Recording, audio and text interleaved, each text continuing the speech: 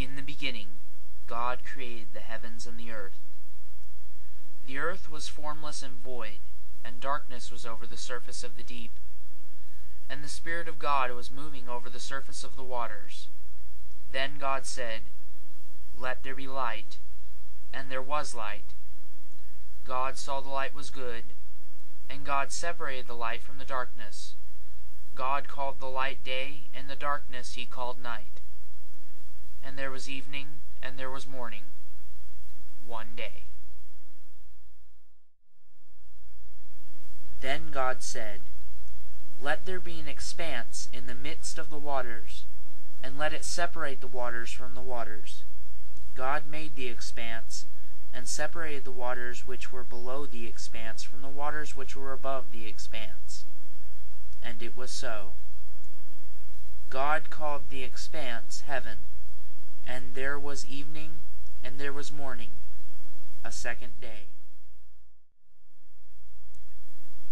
Then God said, "Let the waters below the heavens be gathered into one place, and let the dry land appear."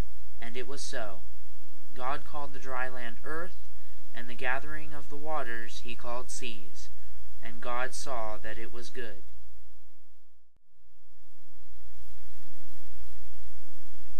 Then God said, "Let the earth sprout vegetation, plants yielding seed, and fruit trees on the earth bearing fruit after their kind, with seed in them."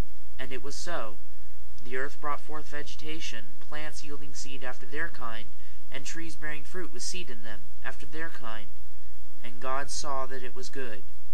There was evening, and there was morning, a third day.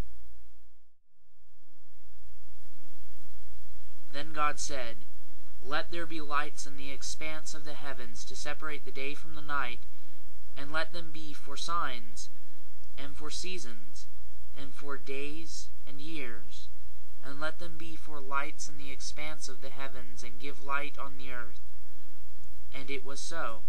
God made the two great lights, the greater light to govern the day, and the lesser light to govern the night. He made the stars also. God placed them in the expanse of the heavens to give light on the earth, and to govern the day and the night, and to separate the light from the darkness. And God saw that it was good. There was evening, and there was morning, a fourth day.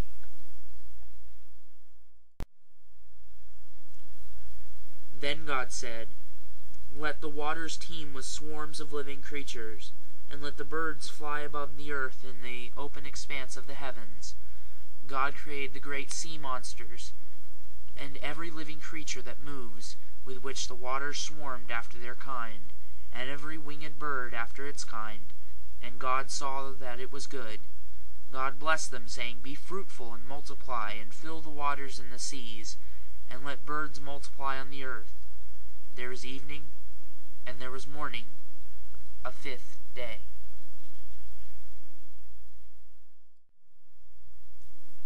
Then God said, "Let the earth bring forth living creatures after their kind, cattle and creeping things and beasts of the earth after their kind." And it was so. God made the beasts of the earth after their kind, and the cattle after their kind, and everything that creeps on the ground after its kind. And God saw that it was good.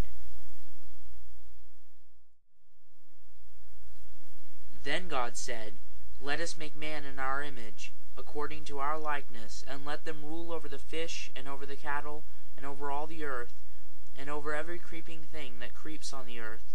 God created man in his own image. In the image of God he created him. Male and female he created them.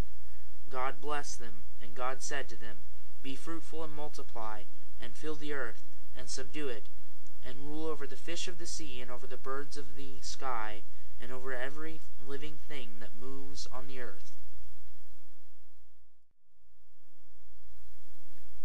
Then God said, "Behold, I have given you every plant yielding seed that is on the surface of all the earth, and every tree which has fruit yielding seed. It shall be food for you. And to every beast of the earth, and to every bird of the sky, and to everything that moves on the earth, which has life, I have given every green plant for food." And it was so. God saw all that he had made, and behold, it was very good. And there was evening, and there was morning the sixth day.